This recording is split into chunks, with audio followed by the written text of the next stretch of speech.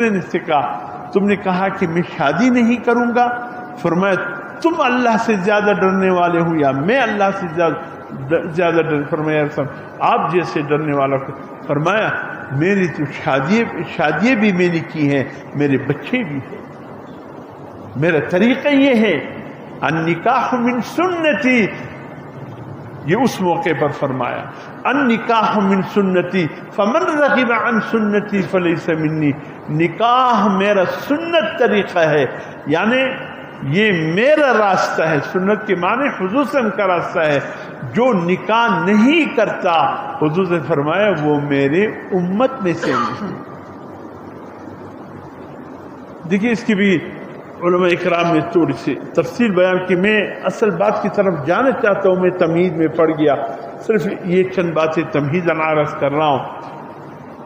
حضور نے فرمایا یہ نکاح سنت کن لوگوں کے لیے ہے یہ بھی سمجھنے کی کوشش کی, ورنہ بعضی لوگوں کے لیے نکاح فرض ہے, بعض کے لیے نکاح واجب ہے, بعض کے لیے عام زندگی میں نکاح سنت ہے, بعضوں کے لیے نکاح مکروہ ہے کراہت کی درجے میں, اور بعضوں کے لیے نکاح حرام ہے. یہ تفصیل علماء فقہ نے ذکر کیا. جو نکاح فرض ہے یہ کون سا نکاح ہے؟ جو جوان مرد و عورت اپنے جذبات پر قابو نہ رکھ سکے, خطرہ ہے کہ کہیں گناہ میں نہ پڑ جائے, والدین کی ذمہ داری ہے دیکھتے رہو.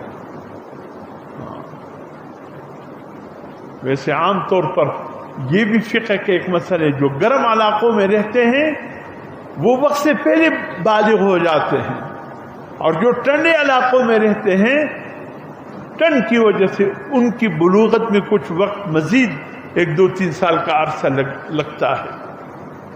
لیکن بسا اوقات ایسے بھی ہوتا ہے گرم علاقوں کے رہنے والے ہو یا ٹھنڈے علاقوں کے رہنے والے, اس کے جذبات اتنے تیز ہوتے ہیں کہ وہ اپنے اوپر قابو نہیں رکھ سکتے. اگر والدین اپنے بچوں کے جذبات کو سمجھتے ہوئے پھر بھی شادیاں نہ کرے, حضور صلی اللہ علیہ وسلم نے فرمایا اگر وہ کسی گناہ میں پڑ گئے یہ گناہ کا وبال اس کے والدین کی ذمہ ہے. جی پہلے کمائی سیکھو, پہلے یہ کرو, پہلے ملازمت ہو, پہلے کچھ جمع پونچی ہو, اور جاتے جاتے بیٹا 35 سال 40 سال کی عمر کو پہنچ جاتے, پھر اس کی شادی کر دی جاتی ہے. کیا لطف ہے؟ در جوانی تو بکردن شیوے پیمبری, جوانی کا کام نبیوں والا کام ہوتا ہے. ایسے موقع پر اگر کوئی اپنے جذبات پر قابو نہیں رکھ سکتا, ایسے لوگوں کے لیے یعنی ایسے جوان مرد عورت کے لیے حضور نے فرمایا نکاح فرض ہے. اگر وہ کسی گناہ میں پڑ گئے اس کا وبال اس کے والدین کے لیے ہے. اور دوسرا یہ کہ واجب نکاح فرمایا وہ ہے کہ اتنا تیز مزاج تو نہیں ہے, تیز مزاجی تو نہیں ہے, خطرہ ہے. ایک تو تیز مزاجی ہے, خطرے سے آگے بڑھ کر ہے, اس وقت تو نکاح فرض ہے. ایک یہ ہے تیز مزاجی اتنی تو نہیں ہے لیکن خطرہ ہے کسی گناہ میں پڑنے کا. حضور سے فرمایا ایسے موقع پر ایسے نوجوان بچوں کا شادی کرنا واجب ہو جاتا ہے, خطرہ. اور فرمایا اگر مزاج معتدل ہے ٹھیک ہے, کسی گناہ میں پڑنے کا بھی خطرہ نہیں ہے, جذبات قابو میں ہیں, ایسے موقع پر نکاح کرنا سنت ہے. اس لیے حضور نے فرمایا کہ نکاح سے ایک ایمان کی حفاظت ہو جاتی ہے, نکاح سے ایمان کی حفاظت ہو جاتی ہے, اور انسان کے برے تصورات برے سوچوں کا بھی حفاظت ہو جاتی ہے. اللہ رحم کرے ان موبائلوں پر. اس ظالم بدبخت نے ہمارے بچوں کو وقت سے پہلے جوان کر دیا. کیا شیطانی حرب ہے, شیطانی آفت ہے جو گھر گھر پہنچ.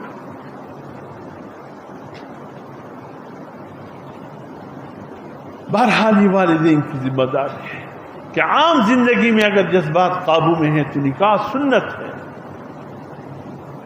اور چوتھا نکاح جس کو مکروہ کہا گیا، یہ وہ نکاح ہے کہ جذبات ہیں دونوں طرف سے، حد کے اندر ہے، لیکن لڑکے نے ابھی تک رہائش کا کوئی بندوبست نہیں کیا ہے، کوئی جگہ ہی نہیں ہے، شادی کرے گا تو بیوی کو کہاں لائے گا،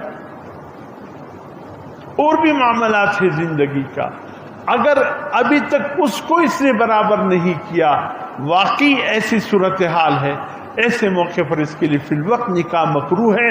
پہلے گھر تو بنانے کی فکر کرے، پھر نکاح کر کے اس گھر کو آباد کرے۔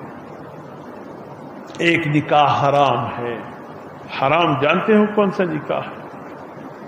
ایک تو اقسام آتے ہیں اس کے، اس تفصیل میں نہیں جانا چاہتا ہوں، میں لفظ خالی مین شاہراہ پر چل رہا ہوں۔ اگر لڑکا ہے اللہ کی بندے، اللہ نے امتحانات کے لیے اس دنیا میں کیا کچھ آنکھیں دیکھ کر، اسی معاشرے میں اللہ نے اندھے بھی پیدا کیے تاکہ آنکھوں والے ان اندھوں کو دیکھ کر اللہ فرماتے ہیں میری اس نعمت کا قدردانی کریں۔ ہمیں کان دے کر اللہ نے بہرے بھی پیدا کیے ہیں، ہمیں زبان دے کر بولنے کی طاقت دے کر اللہ نے اسی معاشرے میں گنگے بھی پیدا کیے، بول نہیں سکتے،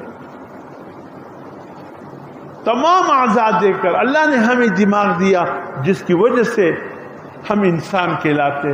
اور ایسے بھی لوگ ہیں، بچے پیچھے جا رہے، سب پتھر ہاتھ میں لیے، ایک آگے پیچھے بھاگ رہا ہے، بھئی کیا بات ہے؟ بھئی پاگل ہے، اس بیچارے کا ہاتھ بھی سلامت، پاؤں بھی سلامت، آنکھیں بھی سلامت، ناک کان زبان بھی سلامت، دماغ تھوڑا کام نہیں کر رہا ہے۔